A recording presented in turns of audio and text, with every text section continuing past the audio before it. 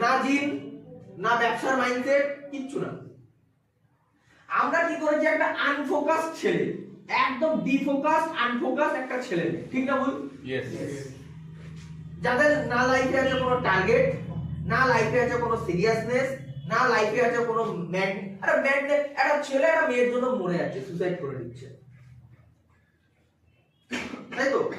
কারণ সুসাইডটা কেন করে নিল? সুসাইডটা এই কারণে করলো কারণ মেয়েটাকে নিয়ে এতটা ওর ব্রেনে পাগলামি দেখিয়ে দিয়েছে, ওর ব্রেন ওকে এবার বলতে সাহায্য করছে কি এই মেয়েটা ছাড়া তুই আর বাঁচবি না।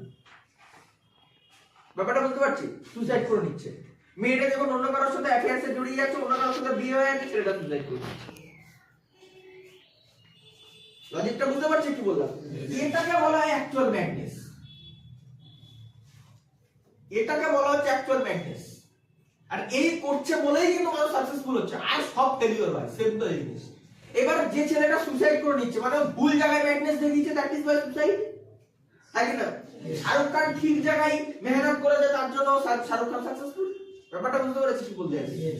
তাহলে এই ম্যাডনেসটা একটা আনফোকাস ছেলের মধ্যে ম্যাডনেস তৈরি করছে স্মার্ট ভ্যালুর ট্রেনিং।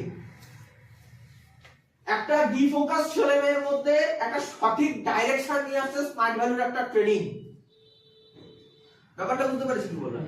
আর সেখানে কিন্তু আমার মানুষ সবথেকে বেশি বলদমি করে। মানুষ